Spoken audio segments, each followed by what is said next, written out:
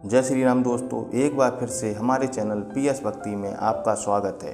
प्रिय मित्रों, आपने देवी अहिल्या के बारे में कई बार सुना होगा और पढ़ा होगा कि देवी अहिल्या पत्थर की बन गई थी और प्रभु श्री राम के चरणों के स्पर्श से वह पुनः स्त्री बन गई और उनको श्राप से मुक्ति मिल गई। जब गौतम ऋषि ने देवी अहिल्या को पत्थर बनने का श्राप दिया, उसी समय गौतम ऋषि ने देवराज इंद्र को भी श्राप दिया था।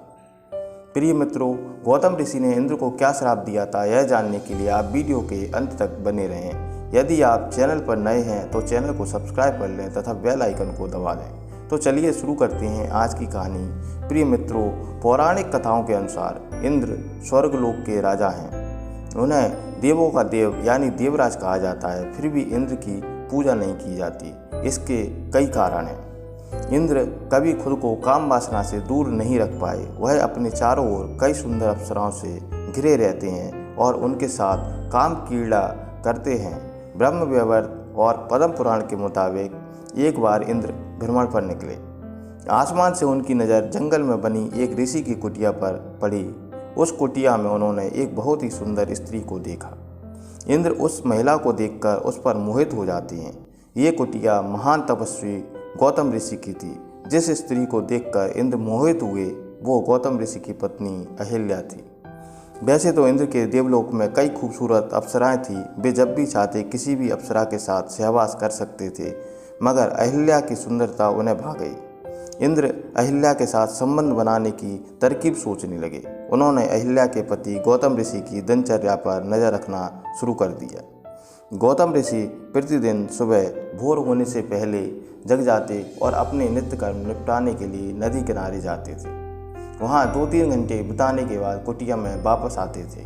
इंद्र ने इसी मौके का फ़ायदा उठाने की योजना बनाई। एक रात जब गौतम ऋषि और अहिल्या सो गए, फिर कुछ समय पश्चात इंद्र ने अपनी शक्ति से भोर होने का कृत्रिम आवरण बना दिया। ऋषि गौतम को लगा कि सुबह होने को है।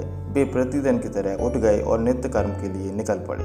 जब गौतम ऋषि कुटिया से बाहर निकल गए, तब इंद्र ने गौतम ऋषि का वेश धारण कर कुटिया में प्रवेश किया। अहिल्या को लगा कि उनके पति नित्य कर्म से निपट कर आ गए हैं। फिर इंद्र ने गौतम ऋषि के वेश में अहिल्या से बातें की और उसके साथ संबंध बना लिए। दूसरी ओर जब ऋषि नदी किनारे पहुँचे तो वहाँ के जनजीवन को देखकर उन्हें आभास हो गया कि किसी ने धोखे से सुबह का आवरण बनाया है। वे तुरंत अपनी कुटिया में पहुँचे, जहाँ उनके वेश में इंद्र उनकी पत्नी के साथ सो रहे थे। यह देखकर गौतम ऋषि आग बबूला हो जाते हैं। उन्होंने अहिल्या को पत्थर बनने का श्राप दे दिया। वहीं काम वासना के मुँह में गिरे इंद्र को भी श्राप दिया कि उसके शरीर पर हजारों योनियाँ उग जाएं। यह चाहकर भी किसी स्त्री के साथ संबंध नहीं बना पाएंगे। देखते ही देखते इंद्र के पूरे शरीर पर योनियाँ उभर आईं। इंद्र को अपनी गलती का एहसास हुआ और उन्होंने गौतम ऋषि से क्षमा याचना करी। दूसरी तरफ अहिल्या ने भी गौतम ऋषि से कहा कि उन्हें बिल्कुल भी एहसास नहीं हुआ कि उनके वेश में कोई और व्यक्ति उनके साथ सोया हुआ है। इसमें उसकी कोई गलती नहीं है। उसके मन में छल की कोई भावना नहीं थी। इंद्र और अहिल्या गौतम ऋषि से बार बार क्षमा मांगते हैं। तब गौतम ऋषि का क्रोध शांत हो जाता है और वह दोनों को माफ़ कर देते हैं, लेकिन कहते हैं कि एक बार श्राप दे दिया वह वापस नहीं हो सकता। गौतम ऋषि अहिल्या से कहते हैं कि कालांतर में भगवान विष्णु राम के रूप में अवतार लेंगे और उनके चरणों के स्पर्श से तुम्हारा उद्धार हो जाएगा। इसी कारण जब प्रभु श्री राम और लक्ष्मण ऋषि विश्वामित्र के साथ जंगल से गुजर रहे थे, तब जंगल में अस्त व्यस्त एक आश्रम को देखकर प्रभु श्री राम ने विश्वामित्र से पूछा कि यह अस्त व्यस्त आश्रम किसका है। तब विश्वामित्र ने प्रभु श्री राम से कहते हैं कि यह गौतम ऋषि का आश्रम है और वह देवी अहिल्या के बारे में प्रभु श्री राम को बताते हैं। तब प्रभु श्री राम पत्थर की शिला बनी अहिल्या को अपने चरण स्पर्श कराते हैं और वह पत्थर की शिला फिर से देवी अहिल्या बन जाती है और प्रभु श्री राम के चरणों में प्रणाम कर स्वर्ग चली जाती है।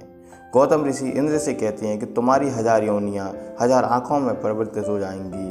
प्रिय मित्रों, हम उम्मीद करते हैं आपको कहानी पसंद आई होगी। कमेंट बॉक्स में जय श्री राम अवश्य लिखें। धन्यवाद।